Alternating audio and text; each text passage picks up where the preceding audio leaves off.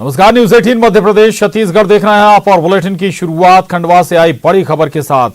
खंडवा के मोरटक्का नाव हादसे में 2 लोगों की तलाश अभी भी जारी है। शेष सभी 9 लोगों को बाहर निकाल लिया गया है। हिना और जितेंद्र बताए जा रहे हैं लापता। गोताखोरों की टीम अभी भी तलाश में जुटी हुई है। तो ये बड़ी खबर है खंडवा से। दरअसल खंडवा के मोरटक्का में बड़ा नाव हादसा हो गया और इस हादसे में कई लोग नदी में डूब गए। हालांकि लगभग सभी लोगों को निकाल लिया गया। 2 लोगों की तलाश अभी भी जारी है। सभी बाकी 9 लोगों को बाहर निकाल लिया गया है। जो अभी लापता बताए जा रहे हैं उनमें हिना और जितेंद्र हैं, जिनकी अभी तक कोई जानकारी गोताखोरों को नहीं लग पाई है। हालांकि गोताखोर अभी भी कोशिशों में जुटे हुए हैं। इन दोनों की तलाश की जा रही है। बाकी 9 लोग बाहर निकाल लिए गए हैं।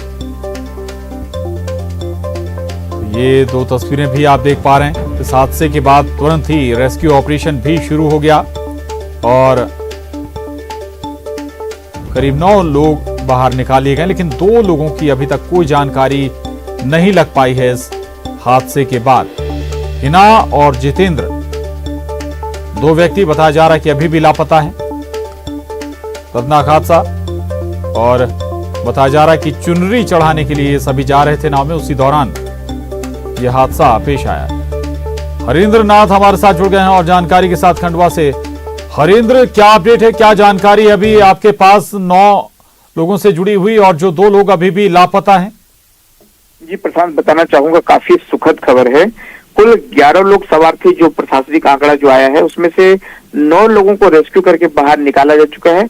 2 लोग जो है उसमें एक महिला और एक पुरुष है, जिसका नाम जितेंद्र बताया जा रहा है, 38 वर्ष का है। दूसरी महिला जो है हिना है, 35 वर्ष की है। दोनों लापता बताए जा रहे हैं। दोनों की शिद्दत से हालांकि तलाश जारी है। लगातार गोताखोरों का दल, होमगार्ड का दल लगातार इनकी तलाश में जुटे हुए हैं। हालांकि शाम घिर आई है, अंधेरा का वक्त हो चला है, लेकिन फिर भी मुस्तैदी से तलाश जारी है। प्रशांत जी, बिल्कुल मुस्तैदी से तलाश जारी है और कोशिश ये की जा रही कि दोनों लोगों को भी जल्द से जल्द ढूंढा जा सके। और हालांकि 9 लोगों को जरूर सुरक्षित निकाल लिया गया। शुक्रिया हरेंद्र आपका इस पूरी जानकारी, धन्यवाद। और बड़ी खबर है, मुख्यमंत्री शिवराज सिंह ने कहा है कि प्रदेश से 3000 बच्चियां गायब हैं। इन्हें खोजने के लिए अभियान चलाया जाएगा। काम के लिए जाने वाली बच्चियों का पहले रजिस्ट्रेशन होगा और उसके बाद ही उन्हें कहीं भेजा जा सकेगा। तो ये बड़ी खबर है। मुख्यमंत्री शिवराज सिंह चौहान ने इस मामले में संज्ञान लिया है और यह भी कहा कि 3000 बच्चियां गायब हैं प्रदेश से। इन्हें खोजने के लिए अभियान चलाया जाएगा। कोशिशें की जाएंगी प्रशासनिक स्तर पर, सरकार के स्तर पर। इन 3000 गायब बच्चियों को खोजा जाएगा। और ये बात भी शिवराज सिंह चौहान ने कही कि काम के लिए जाने वाली जो बच्चियां हैं उनके जाने से पहले उनका रजिस्ट्रेशन किया जाएगा। वो कहां जा रही हैं, किसके पास जा रहे हैं काम करने, प्रदेश से बाहर जाने से पहले उनका रजिस्ट्रेशन हो सकेगा, ताकि पूरी जानकारी सरकार के पास, प्रशासन के पास रहे। काम धंधे के लिए बेटियों को दूसरे शहरों में ले जाते हैं, उनमें से कुछ बेटियां नहीं मिलती। मेरे लिए चिंता का विषय था। इसलिए हमने एक अभियान चलाने का फैसला किया कि बेटियां गहराई से हम एक अभियान चलाएंगे। बेटियां कहां हैं और आगे आज नहीं, कई वर्षों के आंकड़े हैं कि गई तो लेकिन फिर बाद में मिली नहीं।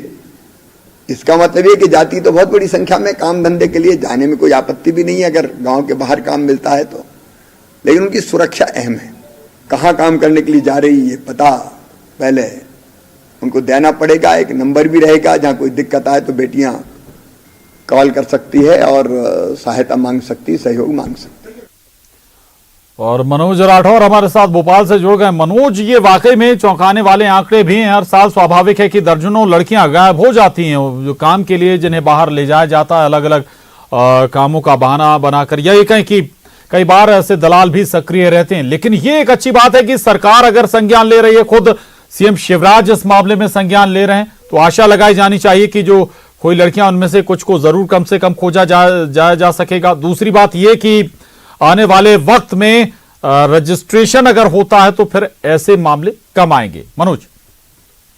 जी बिल्कुल, ऐसे मामलों के लिए एक एजेंसी भी मध्य प्रदेश में काम करती है। सीआईडी के अंतर्गत ये पूरी मॉनिटरिंग के तमाम ये मामले आते हैं। हालांकि लगातार जो बच्चियों के लापता होने की घटनाएं सामने आ रही है और जो समीक्षा सीएम शिवराज सिंह चौहान के दौरान की गई थी, उसी समीक्षा के दौरान ये बात निकल के सामने आई। यही कारण है कि अब सीएम शिवराज सिंह चौहान ने पुलिस को साफ तौर से निर्देश दिए हैं कि बच्ची जो लापता हुई है नाबालिग, वो कहीं भी गई हो तो ढूंढ कर लाना पुलिस का काम है। इस तरीके के साफ निर्देश दिए गए। साथ में अब ये भी एक पूरा एक प्लान किया जा रहा है, अभी की भाग से नहीं हुआ, लेकिन पुलिस की ये जिम्मेदारी रहेगी कि यदि कोई बच्ची या महिला या लड़की कहीं जाती है काम धंधे की तलाश में या नौकरी की लिए, तो उसका रजिस्ट्रेशन चाहे मध्य प्रदेश में जाए या मध्य प्रदेश से बाहर, उसका रजिस्ट्रेशन संबंधित थाने में होगा। एक रजिस्टर उसके लिए मेंटेन किया जाएगा ताकि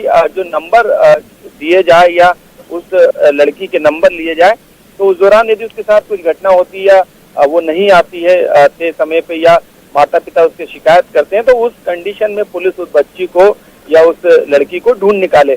तो फिलहाल अभी ये प्लान किया है। हालांकि पुलिस विभाग के पास ही ये पूरा मामला जाएगा, लेकिन कोई दूसरा डिपार्टमेंट भी इसमें इन्वॉल्व रहेगा, ये आगे देखने वाली बात होगी, क्योंकि सीएम ने इसको लेकर आज ऐलान कर दिया है। बिल्कुल बिल्कुल, ये बड़ा ऐलान कर दिया है और बड़ी पहल है सरकार की, सीएम शिवराज की, कि जो खोई हुई बच्चियां हैं उन्हें खोजा जाएगा और इसके लिए एक विशेष अभियान भी चलाया जाएगा। शुक्रिया मनोज आपका इस पूरी जानकारी के लिए, धन्यवाद। आगे बढ़ते हैं, एक और अहम खबर। सीएम शिवराज को पीसीसी चीफ कमलनाथ ने पत्र लिखा है। अंबेडकर स्मारक के संचालन के लिए समिति को, जो समिति बनी है, उसे असंवैधानिक बताया है। सरकार से समिति को भंग करने की मांग भी इस पत्र के जरिए पीसीसी चीफ कमलनाथ ने की है। सरकार से नियम मुताबिक समिति गठित करने की मांग उठाई है। तो ये अहम खबर है, बड़ी खबर है। पीसीसी चीफ कमलनाथ ने सीएम शिवराज सिंह चौहान को पत्र लिखा है और पत्र में अंबेडकर स्मारक के संचालन के लिए बनी समिति को असंवैधानिक करार दिया है पीसीसी चीफ कमलनाथ ने। और कमलनाथ ने सरकार से समिति को भंग करने की मांग भी की है। साथ ही सरकार से नियम के मुताबिक समिति गठित करने की मांग भी उन्होंने उठाई।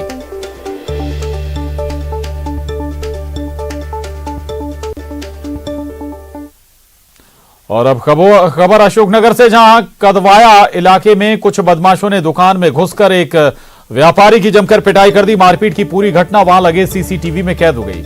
पीड़ित दुकानदार के मुताबिक कुछ बदमाशों ने उनसे पैसों की मांग की थी, जिसे उन्होंने देने से मना कर दिया, जिसके बाद बदमाशों ने दुकान में घुसकर मारपीट कर दी। वहीं पीड़ित की शिकायत पर पुलिस ने मामला दर्ज कर लिया है।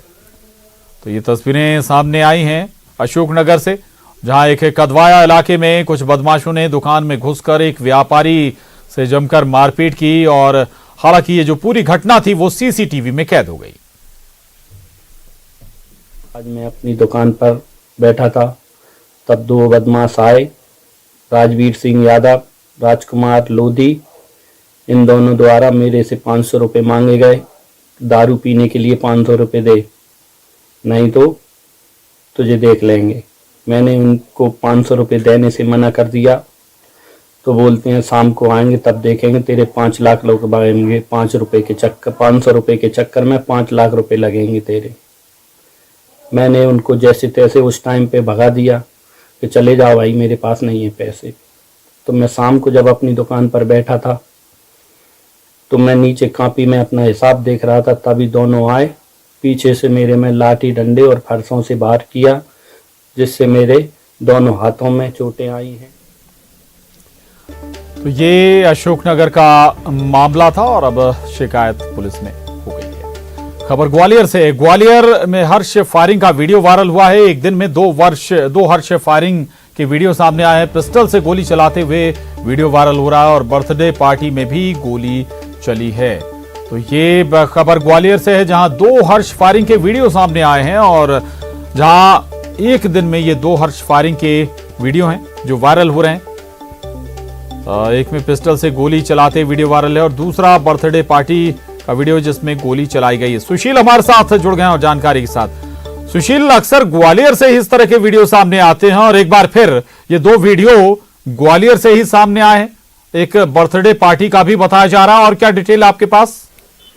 बिल्कुल, देखिए प्रशांत, आज ग्वालियर में एक ही दिन में दो हर्ष फायर के वीडियो सामने आए हैं। एक तरफ तो कुछ युवाओं के साथ एक युवक खुले में फायरिंग कर रहा है। दूसरा जो वीडियो अभी जो वायरल हुआ है उसमें एक बर्थडे पार्टी का वीडियो नजर आ रहा है। इसमें दो युवक हाथ में पिस्टल लेकर फायरिंग कर रहे हैं और बर्थडे का सेलिब्रेशन चल रहा है। तो ये वीडियो लगातार हर्ष फायरिंग के और फायरिंग के सामने आ रहे हैं। लेकिन सबसे बड़ी बात यह कि महीने भर में करीब 7 से ज्यादा वीडियो अब तक सामने आ चुके हैं, लेकिन पुलिस अभी तक इनमें से किसी भी वीडियो के आरोपी को शिनाख्त नहीं कर पाई है, ना ही कार्रवाई कर पाई है।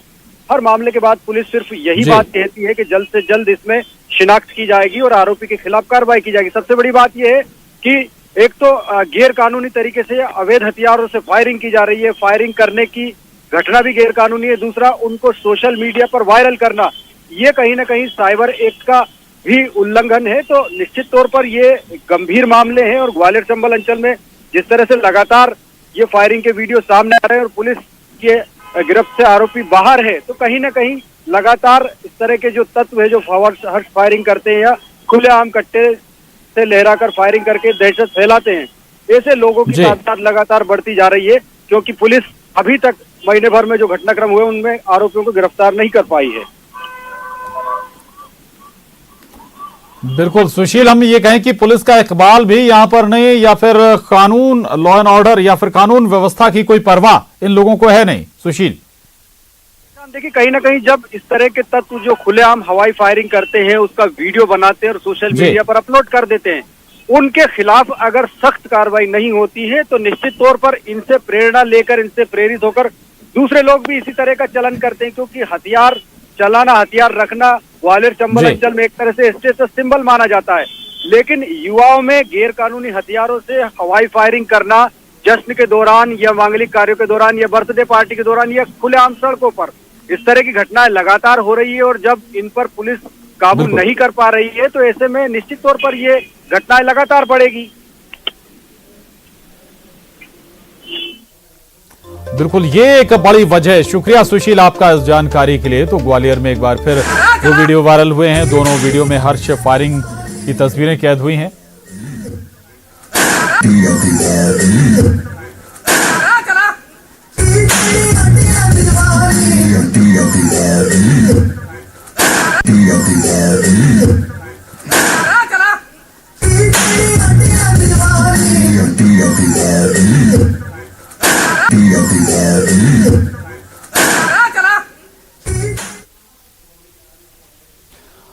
और यहां रुक रहे हैं एक छोटे से ब्रेक के लिए, फौरन हाजिर होंगे।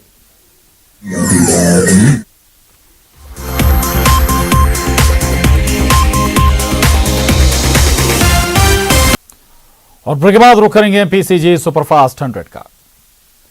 सरकार के साथ किसानों की बातचीत बेनतीजा रही। किसानों ने तल्ख लहजे में सरकार से कहा कि आप हल निकालना नहीं चाहते हैं, अगर ऐसा है तो हमें लिखकर बता दीजिए, हम चले जाएंगे। इस बैठक में किसान तख्ती लगाकर बैठे थे, इस पर लिखा था मरेंगे या जीतेंगे। किसानों और सरकार के बीच अगली बैठक 15 जनवरी को होगी। दिल्ली में राजस्थान बीजेपी की अहम बैठक हुई। बैठक में राष्ट्रीय अध्यक्ष जेपी नड्डा समेत कई दिग्गज मौजूद रहे। बैठक में आगामी उपचुनाव और निकाय चुनाव को लेकर रणनीति बनाई गई। अहमदाबाद में रफ्तार का कहर देखने को मिला। बता दें कि बस बिजली के खंभे से टकरा गई, जिससे 2 यात्रियों को चोट आई है। 2008 में मुंबई में हुए आतंकी हमले के मास्टरमाइंड जकीउर रहमान लखवी को पाकिस्तान की एक कोर्ट ने 15 साल कैद की सजा सुनाई है। लखवी को यह सजा टेरर फंडिंग के एक मामले में सुनाई गई है। सिडनी में खेले जा रहे तीसरे टेस्ट मैच के दूसरे दिन का खेल खत्म होने तक भारत ने 2 विकेट के नुकसान पर 96 रन बना लिए हैं। भारत की सलामी जोड़ी शुभमन गिल और रोहित शर्मा ने पहले विकेट की साझेदारी में 70 रन जोड़े। शुभमन गिल ने अपनी पहली हाफ सेंचुरी बनाई। देश में बर्ड फ्लू का खतरा बढ़ता ही जा रहा है। बर्ड फ्लू अब तक देश के कई राज्यों में फैल चुका है। फ्लू के खतरे को देखते हुए केंद्र सरकार ने कंट्रोल रूम बनाया है। बर्ड फ्लू की वजह से मध्य प्रदेश में चिकन का कारोबार बुरी तरह से प्रभावित हुआ है। कारोबार में करीब 30% की गिरावट दर्ज की गई। पशुपालन संचालक आर.के. रोकड़े ने पोल्ट्री फार्म एसोसिएशन के साथ की बैठक। एसोसिएशन ने बताया कि बर्ड फ्लू की खबरों के बाद कारोबार में 30% कमी आई है। इंदौर और नीमच में बर्ड फ्लू की पुष्टि हुई है। बता दें कि भेजे गए सैंपल की रिपोर्ट पॉजिटिव आई है। आपको यह भी बता दें कि पहली बार मुर्गी के नमूनों में बर्ड फ्लू के लक्षण मिले हैं। खंडवा में पक्षियों की मौत के बाद भेजे गए सैंपल की रिपोर्ट आ गई है। बता दें कि छनेरा, गोविंद नगर और अन्य इलाके में बर्ड फ्लू की पुष्टि हुई है। पॉजिटिव आने के बाद एहतियात के तौर पर 1 किलोमीटर के दायरे में जितने भी चिकन और अंडे की शॉप्स हैं उन पर रोक लगा दी गई है। देवास में बर्ड फ्लू की पुष्टि हुई है, जिसके बाद कलेक्टर ने 1 किलोमीटर की परिधि में जरूरी कदम उठाने के निर्देश दिए। बता दें कि जिले में अब तक 80 कौओं की मौत हो चुकी है। निवाड़ी जिले के सोरखा गांव में भी बर्ड फ्लू ने दस्तक दे दी है। काली चिड़िया और कौवा की मौत की सूचना पर पशु चिकित्सा विभाग ने मौके पर पहुंचकर पक्षियों के सैंपल लेकर भोपाल जांच के लिए भेजे हैं। फिलहाल निवाड़ी और टीकमगढ़ में अलर्ट जारी कर दिया गया है। बैतूल में अचानक हो रही पक्षियों की मौत को लेकर अब तक निष्क्रिय बैठे पशु चिकित्सा विभाग की नींद न्यूज 18 की खबर के बाद खुली। अब पक्षियों की मौत को लेकर जिले भर में अलर्ट जारी किया गया है। जबलपुर के पाटन सिविल लाइन रामपुर के बाद अब गौर नदी के किनारे मृत पक्षी मिल रहे हैं, जिससे बर्ड फ्लू की आशंका बढ़ गई है। हालांकि अभी बर्ड फ्लू की पुष्टि नहीं हुई है। बर्ड फ्लू की दस्तक जबलपुर में भले ही ना हुई हो, लेकिन डर की दस्तक से खासा असर देखने को मिल रहा है। एक और चिकन का व्यापार जहां 50 से 80% प्रभावित हो गया है, तो वहीं शहर के अधिकांश इलाकों में पक्षियों की मौत से लोग भयभीत हैं। छत्तीसगढ़ में बर्ड फ्लू को लेकर पशु चिकित्सा विभाग ने प्रोटोकॉल जारी किया है। पक्षियों की मौत के बाद सैंपल जांच और प्रवासी पक्षियों की मॉनिटरिंग के आदेश दिए गए हैं। और इसके साथ ही एमपीसीजी सुपरफास्ट 100 में बस इतना ही। खबरों का सिलसिला लगातार जारी।